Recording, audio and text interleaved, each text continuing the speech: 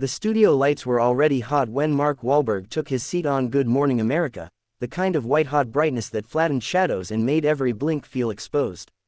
He adjusted the cuff of his jacket, glanced at the camera with a practiced half-smile, and nodded as the theme music faded.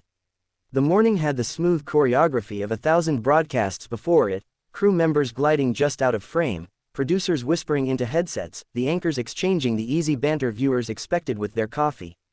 Mark joked about jet lag, about squeezing workouts into early call times, about how New York always seemed to move faster than he did, even on his best days. Laughter rippled lightly across the set. It felt safe, familiar. George Stephanopoulos leaned forward, his expression attentive, genial. The first few questions stayed in friendly territory: upcoming projects, discipline, the grind of balancing family and work. Mark answered comfortably, slipping into stories that painted him as focused, driven, grounded. He spoke about routine and responsibility, about how structure kept him steady. He talked about the people who had given him chances early on, the mentors who demanded more than talent. The audience nodded along, cameras cut cleanly between angles. Everything was working. Then George pivoted. It was subtle, the way he shifted the conversation, like a slight turn of the wheel on a highway. He framed the question carefully, prefacing it with a nod to Mark's influence and reach. Words like responsibility and platform entered the space between them, hovering. Mark's smile tightened but didn't disappear. He answered calmly, choosing words that acknowledged complexity without conceding ground. He spoke about growth, about learning over time, about refusing to be defined by a single moment or a simplified narrative. George listened, nodded once, then followed up. The follow-up was sharper, more specific. It wasn't an accusation, not exactly, but it pressed on a sensitive edge, asking Mark to reconcile past actions with present values in a way that implied an unfinished reckoning. Mark shifted in his chair. His hands came together, fingers interlacing, knuckles whitening just slightly. He responded again, this time more firmly, his voice carrying the unmistakable cadence of Boston, clipped, direct, unapologetic. He spoke about accountability being lived, not performed, about private work that didn't always fit into a sound bite. The air in the studio changed. It wasn't dramatic yet, just heavier, as if the oxygen had thinned by a fraction. A producer behind the camera glanced at the clock. The audience quieted. George pressed again, reframing the point, citing public perception, the expectations placed on figures with massive followings. His tone stayed professional, measured, but the repetition signaled insistence. Mark's jaw set. The smile was gone now. He leaned forward, shoulders squared, and said he understood scrutiny but wouldn't accept being lectured in a format designed for headlines. George raised a hand slightly, as if to calm the exchange, but continued. He spoke about dialogue, about transparency, about how morning television wasn't just entertainment, it was conversation. Mark exhaled through his nose, a quick breath that betrayed irritation. He replied that conversation required good faith, not traps disguised as questions. The words landed harder than he intended. A murmur rippled through the small studio audience. Somewhere off camera, a floor manager stiffened. The back and forth stayed technically polite, but the temperature climbed. Mark's answers grew shorter, sharper. George's follow-ups grew more precise, less forgiving. Each man believed he was holding his ground, defending a principle. Mark spoke about being reduced to a caricature, about the exhaustion of perpetual judgment. George countered with the idea that influence came with scrutiny whether one welcomed it or not. The exchange stopped feeling like an interview and started feeling like a standoff.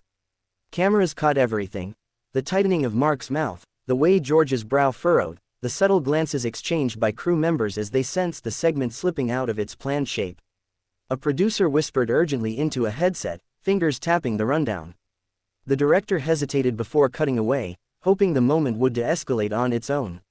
It didn't. Mark interrupted, not loudly, but decisively. He said he'd come to talk about his work, not to be cornered into a morality play. George responded, just as calmly, that these conversations were part of the work now. The word, now, hung there, heavy with implication. Mark straightened, eyes flashing. For a split second, it looked like he might laugh it off, pivot, give the audience something easy to digest. Instead, he shook his head once, slow and deliberate. "I'm not doing this," he said. The words were quiet, but they carried. Mark reached up and unclipped his microphone, the small movement amplified by the silence that followed. The sound engineer froze. George blinked, caught off guard. Mark stood, the legs of his chair scraping against the floor, an abrupt, jarring noise that cut through the tension. He didn't raise his voice. He didn't gesture wildly. He simply turned, nodded once toward the anchors, an acknowledgement, not an apology, and stepped away from the desk. For a heartbeat, no one moved. Then the studio erupted into controlled chaos. The band members glanced at each other, unsure whether to play. A producer mouthed, "Commercial," from behind the camera. George turned toward the lens, professionalism snapping back into place even as confusion flickered across his face. Mark walked past the cameras, past a stunned intern clutching cue cards, past the edge of the set where the bright lights fell away into shadow. The cameras cut to a wide shot, then to the Good Morning America logo as the show rushed to break. Off-set, the echo of Mark's footsteps faded down the corridor, leaving behind a studio buzzing with whispers, raised eyebrows, and the unmistakable sense that something had just happened, something that wouldn't be easily smoothed over when the lights came back on. Backstage, the air felt cooler, almost startling after the heat of the lights. Mark Wahlberg walked with purpose down the narrow hallway, past framed photos of smiling anchors and past crew members who flattened themselves against the walls to give him room. No one stopped him, no one quite knew if they were allowed to.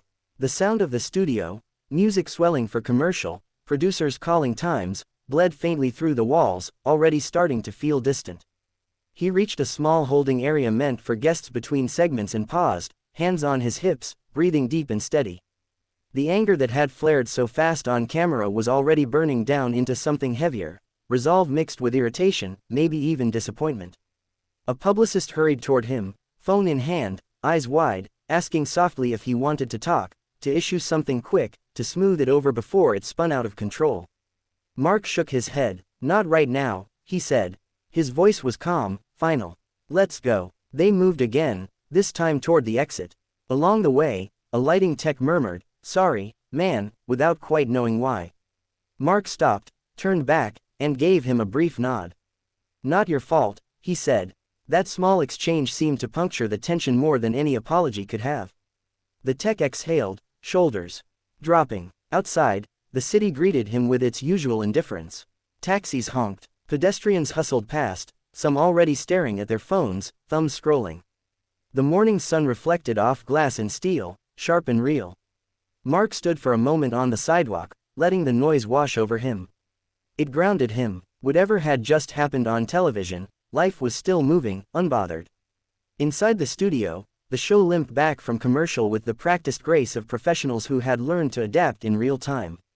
George Stephanopoulos faced the camera, expression composed, voice steady.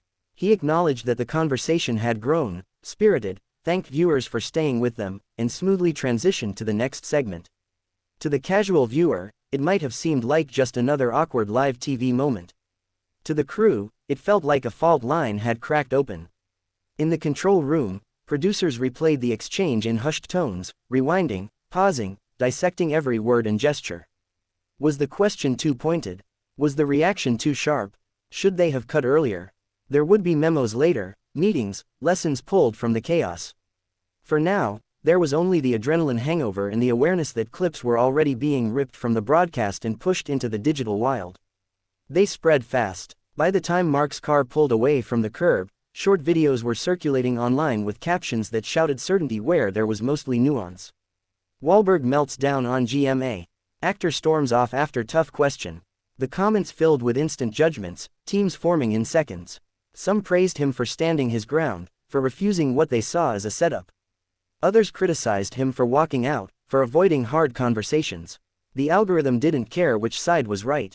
It only cared that people were watching. Mark sat back, phone face down on the seat beside him. He didn't need to see it yet. He knew the rhythm of this cycle too well. The surge, the outrage, the hot takes, the inevitable pivot to something new. Still, this one felt different. Maybe because it had been live. Maybe because it had been personal. Maybe because he hadn't planned it. Hours later, statements began to emerge, polished and cautious. A spokesperson for the show emphasized respect for open dialogue and thanked Mark for appearing. Mark's team released a brief note about differing perspectives and the importance of choosing the right space for meaningful discussion. No accusations, no apologies, Just enough to feed the news cycle without inflaming it further. That evening, Mark finally picked up his phone. He scrolled past messages from friends checking in, from colleagues offering support or advice, from numbers he didn't recognize. He watched one of the clips, the moment where his expression hardened, where the room seemed to tilt. It was strange seeing it from the outside, flattened into pixels. He didn't look out of control. He looked tired. He opened his notes app, typed a few lines, deleted them, typed again. Eventually, he settled on something simple and posted it himself. No hashtags, no spin, just a thought about knowing when to step away, about boundaries, about choosing authenticity over comfort. Within minutes, it was everywhere, screens lighting up across time zones.